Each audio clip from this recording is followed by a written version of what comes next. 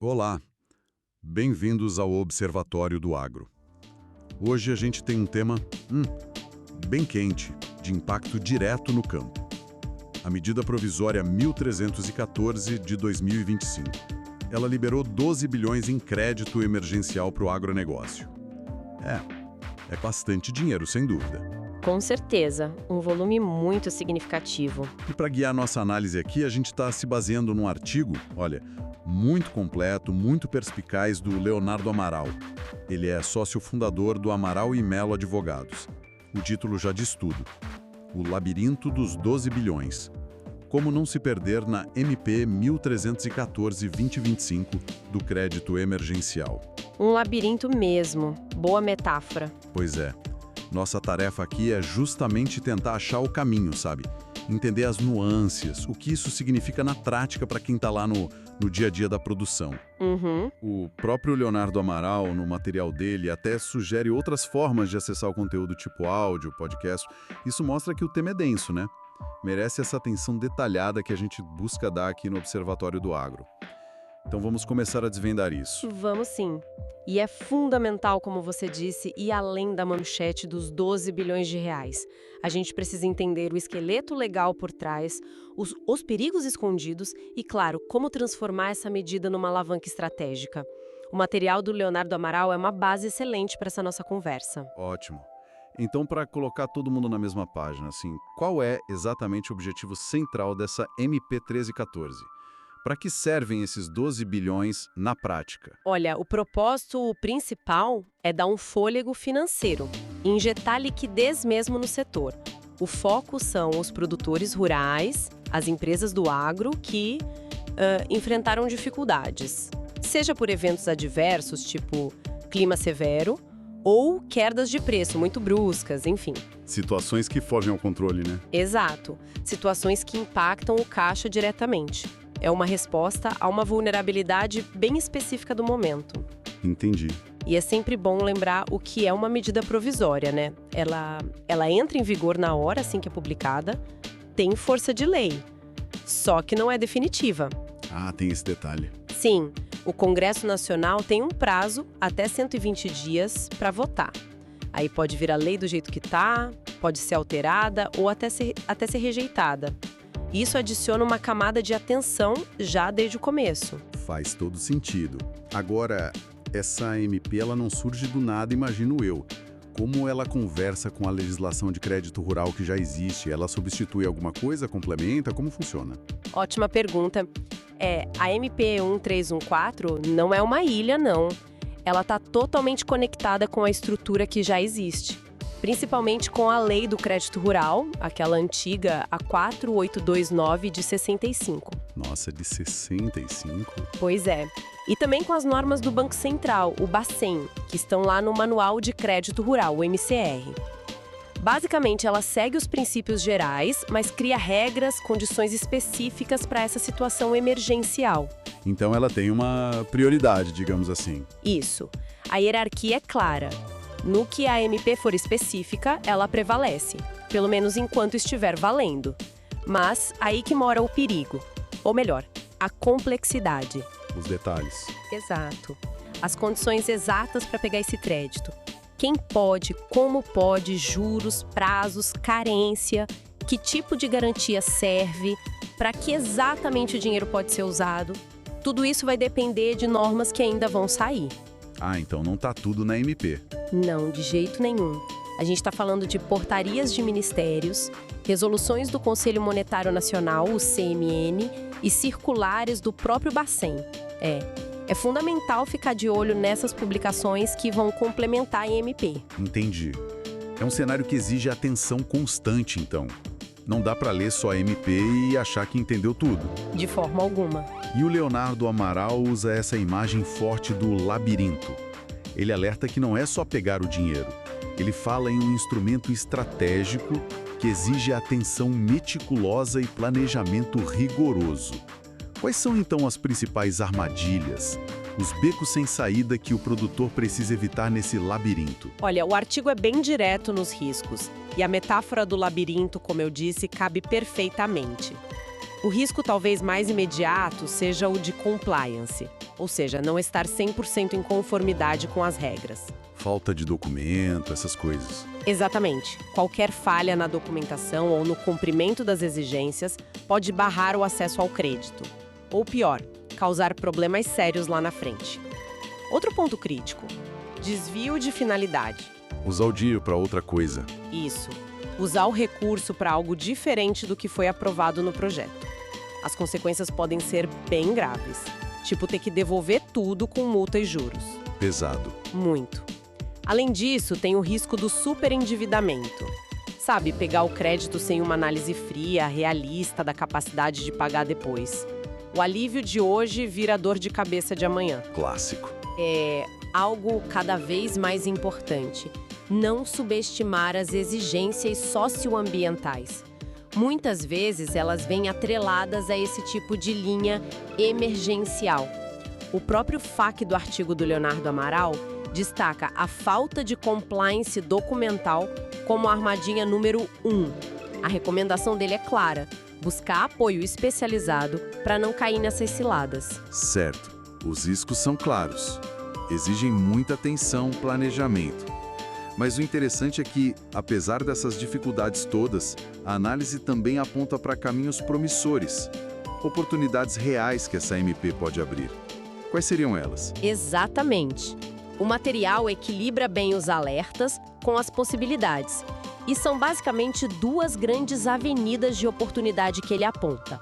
A primeira é a reestruturação financeira. Como assim? Bom, esse dinheiro pode ser a chave para resolver dívidas mais caras, aquelas mais urgentes, sabe?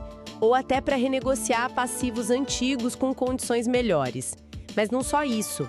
Pode ser o capital que faltava para investir em tecnologia, modernizar a estrutura da fazenda, melhorar a logística, ou até diversificar as atividades. Reduzir a dependência de um só produto. Ah, interessante. Usar para fortalecer o negócio mesmo. Isso. É uma chance talvez única de rever processos, cortar custos onde dá, aumentar a eficiência e, claro, fortalecer o caixa. O artigo chama isso de capitalizando para crescimento sustentável. Uma boa gestão desse recurso agora pode significar mais resiliência, mais competitividade lá na frente. Faz muito sentido. Usar o momento da crise para sair mais forte dela. E a segunda oportunidade, qual seria? A segunda grande oportunidade está ligada à agenda ESG, Ambiental, Social e Governança. Uma sigla que está ganhando um peso enorme no agro, né? Sem dúvida. Está em toda parte. Pois é. E a MP, junto com as regulamentações que ainda virão, podem e provavelmente vão trazer incentivos ou até criar linhas específicas para projetos com essa pegada mais sustentável. Sério? Tipo o quê, por exemplo? Pensa assim: usar parte do crédito para implementar sistemas de irrigação mais eficientes que gastam menos água, recuperar áreas de mata nativa dentro da fazenda, investir em energia solar para reduzir custo e emissão, adotar práticas de manejo que conservem o solo, a água, ou até fazer a transição para produção orgânica ou de baixo carbono. Nossa, isso abre um leque. Abre. E vai além de só cumprir a lei, entende? Alinha o negócio com o que o mercado consumidor está pedindo cada vez mais. Abre portas para certificações que agregam valor ao produto e pode até facilitar o acesso a outras linhas de crédito no futuro, aqueles financiamentos verdes, sabe? O texto do Leonardo Amaral fala em, convergência entre responsabilidade ambiental e retorno financeiro. É bem isso. Peraí, então a ideia é que esse crédito que nasceu para ser emergencial, para apagar um incêndio, pode ser usado para investir em projeto de longo prazo, de sustentabilidade? Isso, é transformar a defesa em ataque. Uma visão bem estratégica que o artigo traz. Precisamente. É olhar além do problema imediato e enxergar como a solução pode, na verdade, impulsionar uma transformação positiva. E duradoura. Claro, isso vai depender das regras específicas que ainda serão publicadas, mas a tendência é forte nessa direção. Fantástico. Agora, para conseguir aproveitar essas oportunidades e, ao mesmo tempo, desviar dos riscos, o produtor precisa de um mapa, né? Um plano. O artigo propõe um framework. Diz que navegar pelo labirinto da MP requer mais que conhecimento, exige um plano de ação robusto. Como funciona esse plano na prática? É um roteiro bem estruturado, sim. Ele divide em 3 etapas principais. Certo? Primeira etapa, diagnóstico jurídico financeiro. É o dever de casa inicial. Sabe, avaliar com lupa se a propriedade ou a empresa se encaixa nos critérios da MP e das normas que virão. Analisar a fundo a capacidade de pagamento, os riscos envolvidos e, fundamental, juntar e organizar toda a papelada. Ah, papelada. Toda ela. Documentos legais, contábeis, ambientais. Verificar se está tudo em ordem. Além de definir claramente quanto crédito precisa e por quê. Com base no impacto que sofreu mesmo. Essa primeira etapa parece crucial, mas também um pouco assustadora, principalmente para produtores menores. Exige um conhecimento técnico grande, não? Sem dúvida exige diligência. Por isso, a recomendação constante de buscar assessoria especializada, jurídica, contábil. Mas a ideia é fazer um raio-x completo da situação atual antes de dar o próximo passo. Entendi. E depois do raio-x? Aí vem a segunda etapa. Estruturação da proposta de crédito. Com o diagnóstico feito, é hora de montar o projeto. Um plano bem detalhado de como o dinheiro vai ser usado, alinhado com as finalidades permitidas pela MP. Definir as garantias que vão ser oferecidas. Tipo hipoteca, penhor? Isso, pode ser hipoteca do imóvel, penhor de safra, de máquinas, ou talvez uma cédula de produto rural, a CPR, que é um título bem comum no agro. E garantir que essas garantias estejam legalmente sólidas, sem pendências. Depois, é negociar com os bancos, buscar as melhores condições possíveis de juros, prazos. Transparência e um bom plano são essenciais aqui. Negociação com o banco nunca é simples. Não mesmo. E por fim, a terceira etapa, gestão contínua e compliance. Porque conseguir o dinheiro não é o fim da linha, né? Definitivamente não. É preciso ter um controle rigoroso do uso dos recursos. Garantir que tudo seja feito conforme o plano aprovado e as regras. Manter a contabilidade impecável é vital. Além disso, tem que estar preparado para prestar contas periodicamente ao banco ou aos órgãos fiscalizadores. E, claro, continuar atento a qualquer mudança nas regras do jogo que possa afetar o contrato. Fica claro que exige disciplina do começo ao fim. Não dá para relaxar depois que o dinheiro cai na conta. Exatamente. E pensando na parte prática, quais ferramentas podem ajudar o produtor a executar esse plano todo? O material do Leonardo Amaral dá alguma dica sobre isso? Dá, sim. A tecnologia é apontada como uma grande aliada. Softwares de gestão rural, os ERPs específicos para o agro, são quase indispensáveis hoje em dia. Ajudam a organizar a casa, né? Muito. Controle financeiro, de estoque, planejamento de safra, dão uma visão integrada do negócio. Existem também plataformas de análise de crédito e risco que podem ajudar, tanto para entender a própria situação quanto para negociar melhor com os bancos. E para a parte de compliance, especialmente ambiental? Aí entram as ferramentas de georreferenciamento, monitoramento por satélite. São cada vez mais usadas. Elas ajudam a comprovar o uso correto da terra, o respeito às áreas de preservação, a conformidade com o Cadastro Ambiental Rural, o CAR. Tudo isso. Tecnologia ajudando a comprovar a regularidade. Exato. E sobre a documentação em si, a organização é chave. Além do básico, identificação, comprovante de atividade rural, prova da posse da terra, é preciso ter um dossiê, com certidões negativas de débitos federais, estaduais, municipais, trabalhistas. Todas elas? Todas. Licenças ambientais em dia, balanços e demonstrativos financeiros recentes, contratos importantes tipo arrendamento, parceria e, claro, o plano de uso dos recursos bem detalhado. Ter tudo isso organizado, de preferência digitalizado, facilita muito a vida na hora de pedir o crédito. É uma lista considerável. O artigo também tem aquela seção de perguntas frequentes, o FAQ, para tirar dúvidas mais rápidas. O que mais se destaca ali?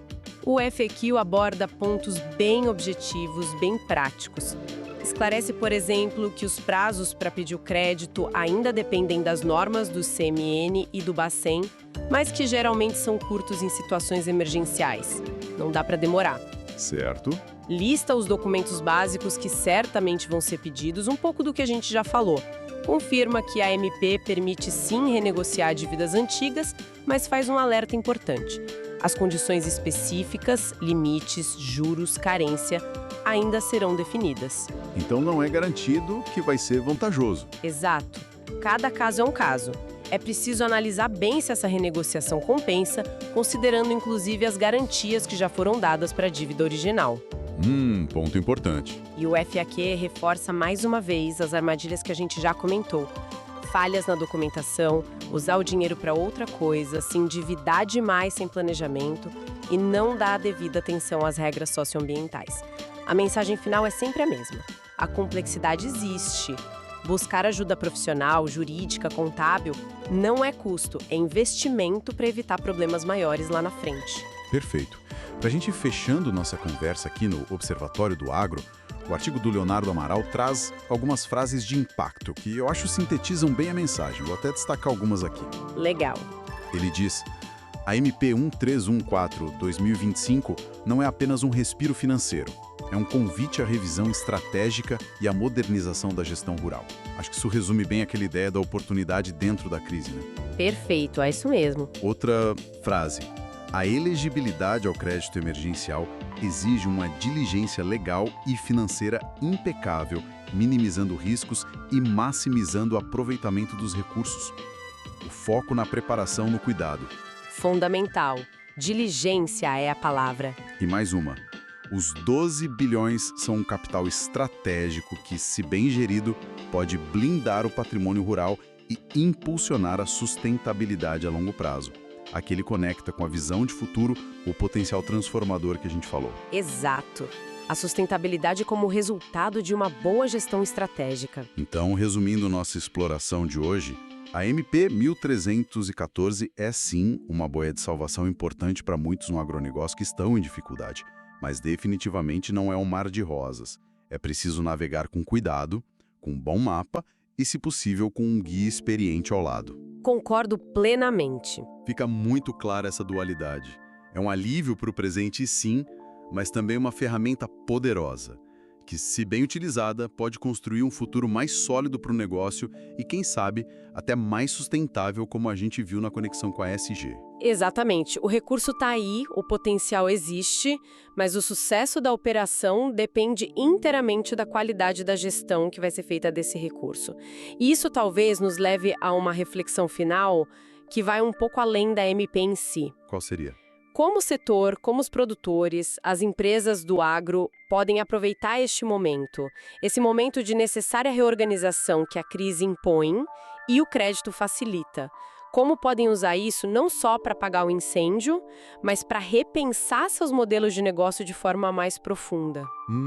Interessante. Será que este não é um momento de fortalecer o cooperativismo para ganhar escala, para negociar melhor?